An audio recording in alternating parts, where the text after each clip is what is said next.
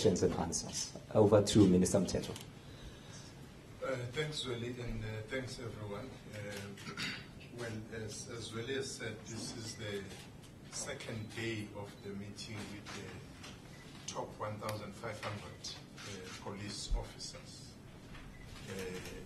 all the station commanders we have in the country, all the cluster commanders, provincial commissioners, perhaps with the exception of Commissioner Mbombo, who's not with us here, who's in Marikana testifying there, the National Commissioner and the Deputy National Commissioners. Basically, we here at this time to take stock of what has happened over a period of time in the police, be they issues of transformation, be they issues of operation and so on. And today is no exception. One of the things we discussed last year with the team which is here, very huge team indeed, was the issues around the cadre of corps we want,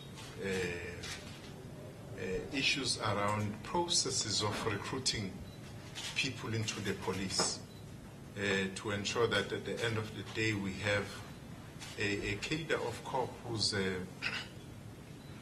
up to the task of the dictates of the new dispensation. So we're here at this point in time with the current challenges we're faced with in the country. We've seen an intensified violent protests taking place in our country. We had to look into that area of work, public order policing, as we've been looking in other areas. But there are a few points we shared with the members, the commanders of the police here with us, and one of those is that we looking at this challenge of public order policing and what goes with it. We also are engaging the municipal police officers and metro officers as force multiplier to actually assist the police based on the numerical strength in ensuring that we police these public protests as much as we can, but also shared with them that we are scraping around whatever we have to ensure that where there are gaps, shortfalls in terms of equipment, in terms of other things which are needed in this area, we indeed are taking advantage of whatever we have to strengthen that part of ours. But also, we discussed the general matters of strengthening SAPS as the only line between the rule of law and disorder in the country. We decided that we needed to give, especially station commanders, more time to engage and raise their practical experiences as well, and what they think need to be done, what they think is correct or need to be corrected. And as such, we've taken about two police stations, Tabong in Gauteng, the other one is Rustenburg in Northwest, and we have the cluster commander of Elukwatini in Mpumalanga, where we're saying to our members that an ideal police station which is geared to serve and protect the public should conduct its business more or less on the lines of what these police stations. There are many others, but we decided to pick those ones up and made the station commanders there and the cluster commander to share their experiences with their colleagues. I have expressed to them that last year we convened a summit, anti-suicide summit, because we have noted with concern that this thing of police officers taking their lives and the lives of their loved ones continues. And we have gone about to develop a medium to long-term approach to this matter by involving other professionals, other research institutes, to help us to get to the bottom of this problem, because it persists. As we're, having that summit last year, in this province, one officer killed himself and he killed a girlfriend, and so on, which underlines the big problem. We can't afford to lose not one officer in this situation, but also the attacks against the police. We really emphasize it more from the point of the precautionary measures which we've shared with the police, which they need to take to ensure that indeed their lives are safe and they're able to discharge their task, as it were. So it was a whole host of things. But just to say that at the center of today's interaction, or yesterday in today's interaction, is that we are preparing for elections in the country, starting tomorrow with the final registration weekend. And we said that we want all the members out there. We are here to give them support, to ensure that they are out there. They ensure that this process goes freely and fairly, and everyone feels safe in the process, understanding very well that a concerning trend of protests which have become violent in our country has been noted, that they themselves have been under attack. Last week we lost about 3 police officers, in fact 4 in the province here. Well, you guys, most of you didn't even carry that as a serious matter. Some of the brutality meted against members of SAPS in our society by some elements which are very wrong in our midst. And we continuously urge everybody to highlight this thing, that it's not in the good, it's not in the interest of society to lose members who are supposed to enforce the law. One member is one too many. We should speak against this. We should write against this. We should actually inform the public against this, because there is no way that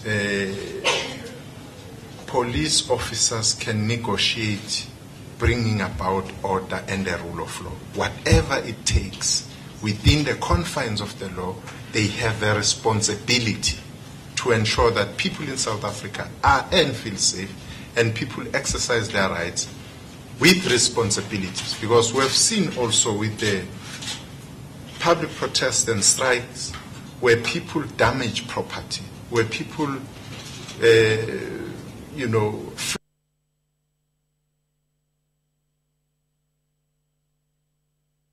Act, be they the Gatherings Act and so on. So people have been flouting the law, and police will continue to pursue and apprehend them. But it will also be good for society to point out to those things that there are people who are flouting the laws of the country, and they cannot be encouraged. But if they think that they are encouraged, they will continue to do wrong things in our society. So that's our dialogue with the commanders, and tomorrow all of them will be out there and in ensuring that indeed registration and all the polling stations areas are opened. Not a single one should be closed. Where things are difficult, we have said that those who are in the leadership, like ourselves and others in other layers of government, should interact with communities. But there won't be any no-go area.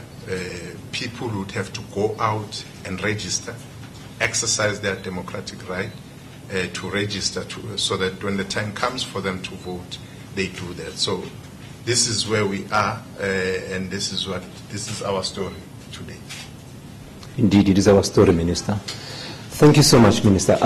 Can I just open for questions from members of the media? If you can kindly introduce yourself, the name of your media organization, and just pose a question. If you can take perhaps one question per person, then we can take follow-ups later.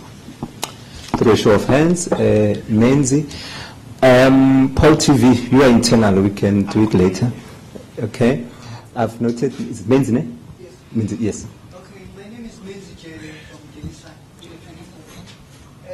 There was a joke about the cadre corps during the census department, but there's a widespread belief that some of the men and women who are not adequately trained in terms of... Am I audible? Yeah, clear. Okay.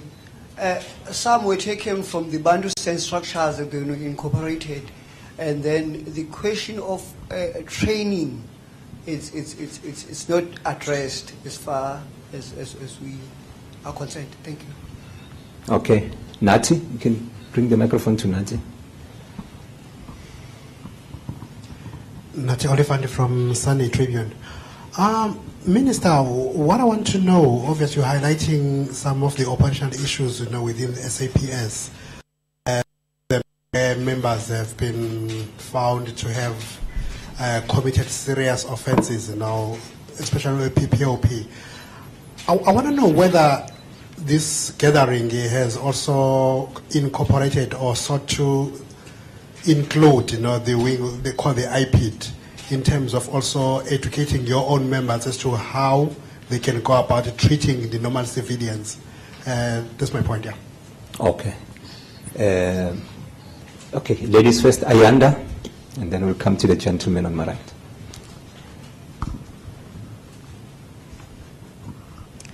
Thank you. This is Ayanda Mhlong, SABC. Minister, you spoke about the public, the increase in service delivery protests, and of course, in many cases, the police have been in the front line when they're spiraling out of control, and a lot has been said about the manner in which the police have, in some instances, handled the service delivery protests. Are you reviewing the manner in which police handle the protests and the control, looking at different measures that police and tactics that police can use in dealing with that? And the second question, Minister, would it be fair to say that public perception of police has taken a knock? And what is being done to restore confidence? Bongani? It's Bongani Mthethwa from the Sunday Times. Minister, in your speech earlier on, you said you had been presented with some of the files of police officers who have been in one position for a number of years without promotion as they deserve. Do we have figures here? How many police officers are we talking about here? And how many years are we talking about, and possibly their positions as well? Well, that's more of an HR, but I think the minister will respond. The thing is, we're contextualizing to say there are cases where people come and say, Minister, I have not been promoted. But I think from this meeting, it's not specific to say 14 cases at the end, 20. Yeah. As a follow-up to that, the minister also said that they are going to be cracking the whip on lazy station commanders. How is he hoping to do that? That we will do. Watch this space. Okay, over to Minister.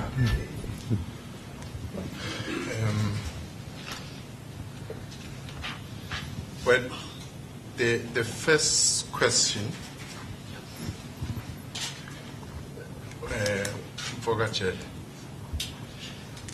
this thing is said sometimes in a very generalized way.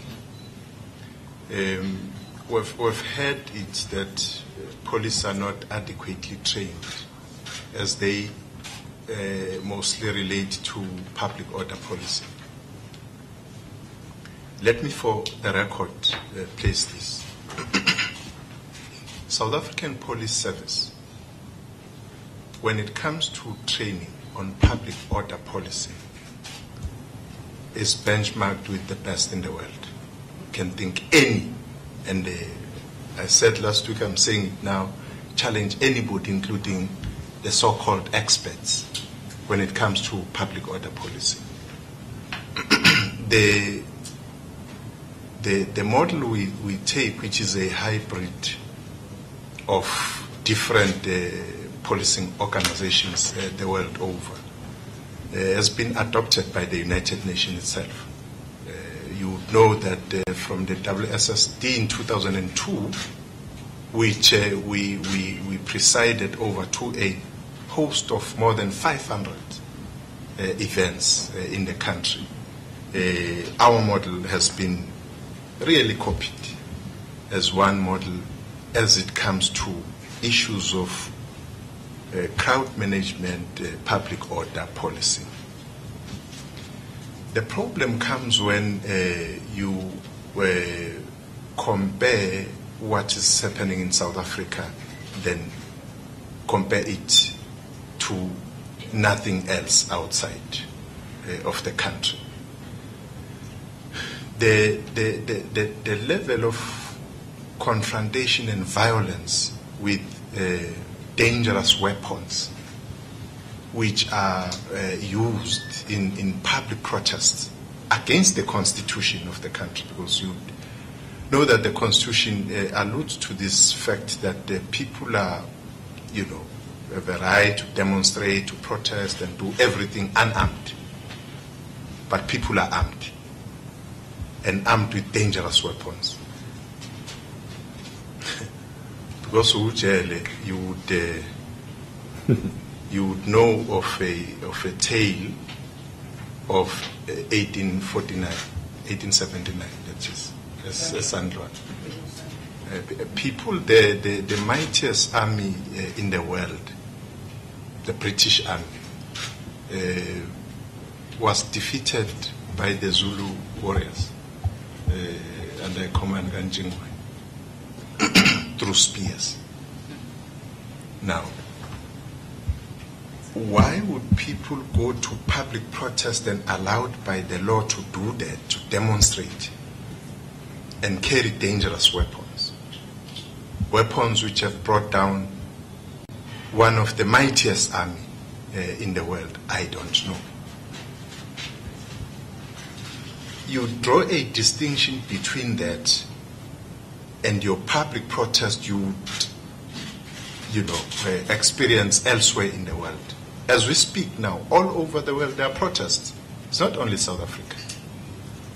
So that's the issue of training.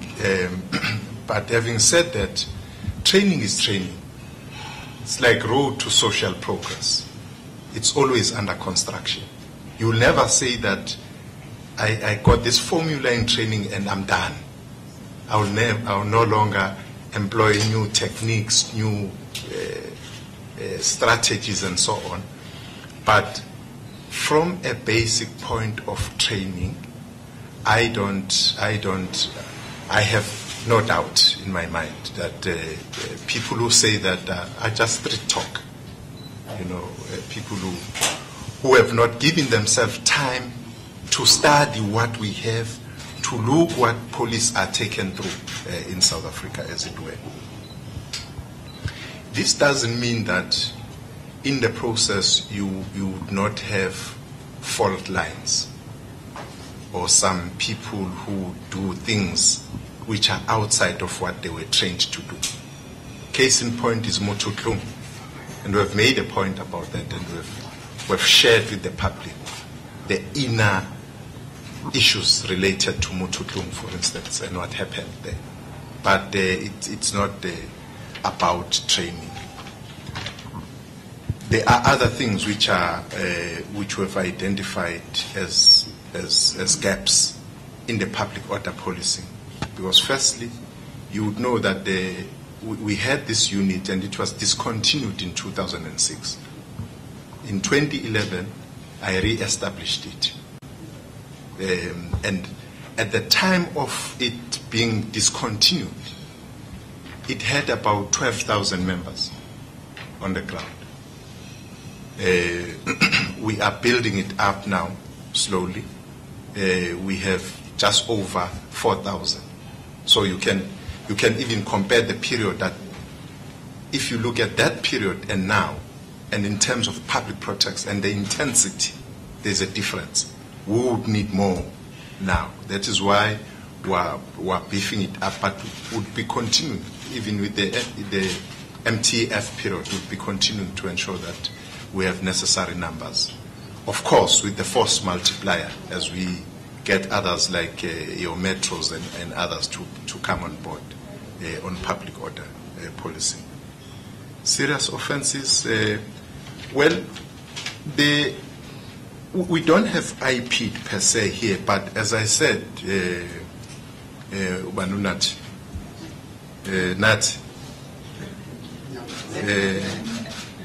as I said, Baba, you see the issue here is that South African Police Service has never at any point changed since '94 in terms of the philosophy. It still remains community policing philosophy.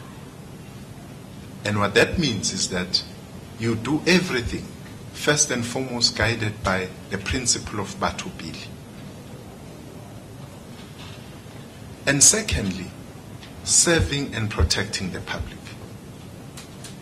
And that is what we share all the time, so that if somebody does something outside of that, would know that this is not what you were trained to do, this is not what your code of conduct say you must do, this is not what your management and everybody say you should be doing as a member of a South African Police Service. But IP is something else, because IP as an oversight role, and they must continue playing that. And this is the point we've been making even in recent times with Parliament and everybody else, that members of Parliament complained about IP not having powers, and we strengthened IP so that it becomes an effective oversight body over the police. But thereafter, same members complained that no, but we have the act, we have everything, but it's weak, man. It has no leadership, and so on. So we're doing that now, we're strengthening leadership. So nobody should be crying, because we want effective leadership insofar as that is concerned. But IP did not have a role, or does not have a role to play, particularly here, because it's mostly your day-to-day work of police and how they relate to communities. And we did say that this thing is on now. It will be, we said last day, it will be an annual thing. At some point, we are going to be bringing in communities to have their say, and with the station commanders through their experiences and so on. And I'm reviewing tactics. Well, tactics will always be reviewed. The public perception, it's a difficult one, it's true. Anything which is done wrongly by the police would definitely get prominence. And there's nothing we can do about that, because you have to inform the public. There's no way that you can't inform the public. All what we are saying is that even in instances where police have been doing their work in trying to protect the public and fulfilling the constitutional obligation, but on the way being obstructed by those who wouldn't want to see everybody being, secured in South Africa, you should raise that. I said just an example here, that last week there are 3 people who died in the hands of police. And it's a regrettable thing, because even one life is one too many. But that very same week, 4 police officers were killed. It's not an issue. It's like it's accepted, and so on and so forth. So the perception would need to be worked on, one, by members themselves, conducting themselves within the the bounds of the law, but at the same time, those of us who are reporting, telling it as is, reporting the facts as well. Because in some instances, as you would know what the Act says when it comes to the usage of lethal force, that there would be steps before that.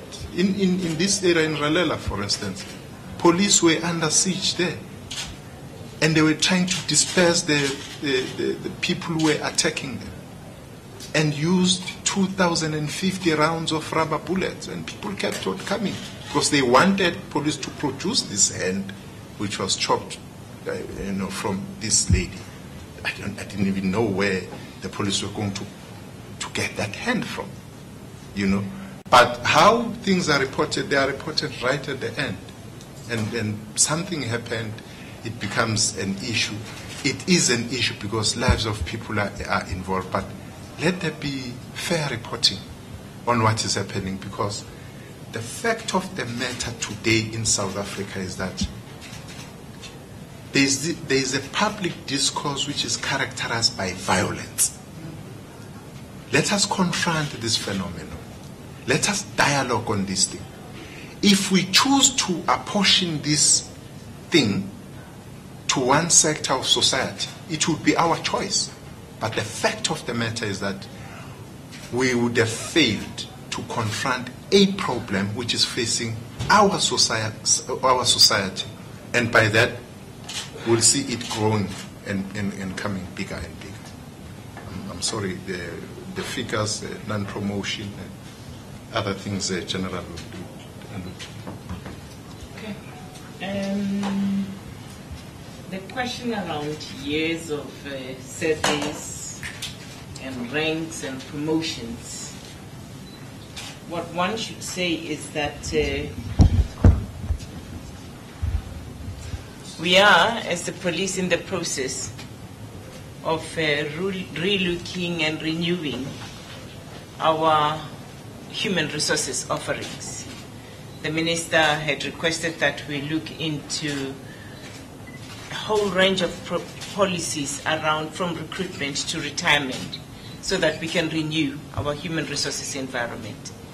And as somebody has indicated that there's been an integration of over 11 agencies with different practices, where some were focusing just on years of service and then you go on, after 7 years you go on and whatever. And you would know that in modern human resources, you need to find a balance to say, yes, you have many years of service with us, but also we're looking at the skills we've acquired, we're looking at your competence. So in the process of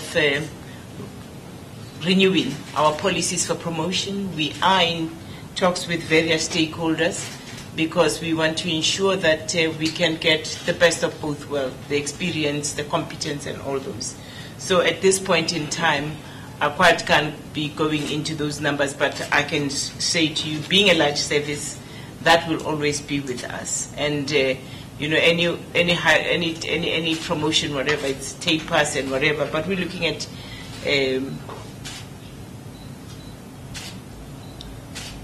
what do you call it? Career progression, we're looking at promotions, we're looking at a mixture of all those things. So that is something that we're busy with. And but in the meantime, we continue doing what we're supposed to be doing to recognize and reward our members. Okay. Thank you, Minister. Thank you, General. Joe, I forgot your name, sir. You'll be the next one. Oh, yeah. Joe first.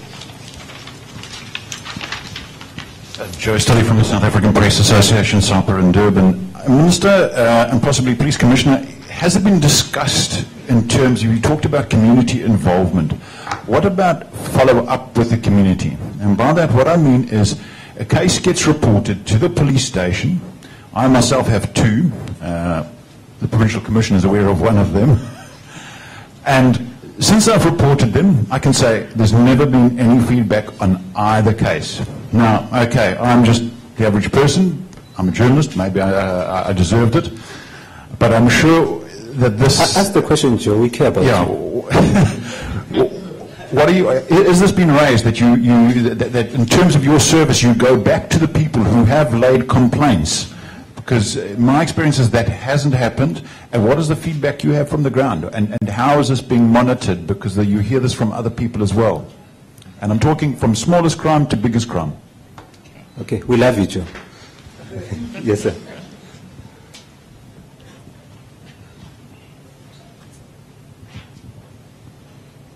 Thank you. Stephen Cohen from The Witness. Minister, you've talked about restoring confidence in terms of public order service policing, but I think it follows on from Joe's question to some extent. There's a general sort of lack of confidence in police because of this lack of follow-through. And increasingly you described yourself as the sort of line between order and disorder in the country. But I think, and it's more than a perception, and indeed one goes to sort of community watch meetings and this sort of thing, and one's continually being told that the fight against crime is not only the responsibility of the police, it's the responsibility of the community. And consequently we're seeing not only a mushrooming of neighbourhood watches, but also, of course, a huge ballooning security industry. So to what extent do you see the public confidence as something you can actually win back when the police are seen as being on the back foot, not only in terms of training or what the things that we've talked about before, but in terms of your actual resources and numbers? I'm sure many of the reporters here can tell you stories about stations that don't have operable vehicles, and that they're having to rely on neighbourhood watches to report cases, and then they come into the picture. So the public confidence is really about your ability to do the job because of the structures you have in place and the lack of resources you have. Thank you. Okay. Do you have any last few questions? Then I think we should wrap. Going once, twice. That's a wrap. Okay, over to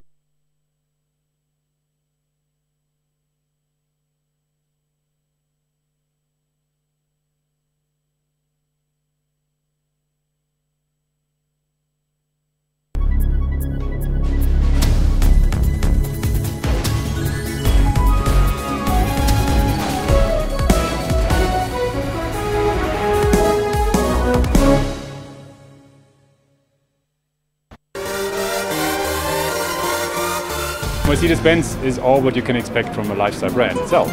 We are about premium and luxury, we're about fascination, perfection, at the same time responsibility to our communities. You know, my father was a musician and he loved music, he loved especially choral music. Now as a person of color, you can't hit on her like, hello nice. Man, they were a great audience. No, I had so much fun performing for them. Baby, I love. That's Kaleidoscope, Sundays, 5:30 p.m. on SABC News.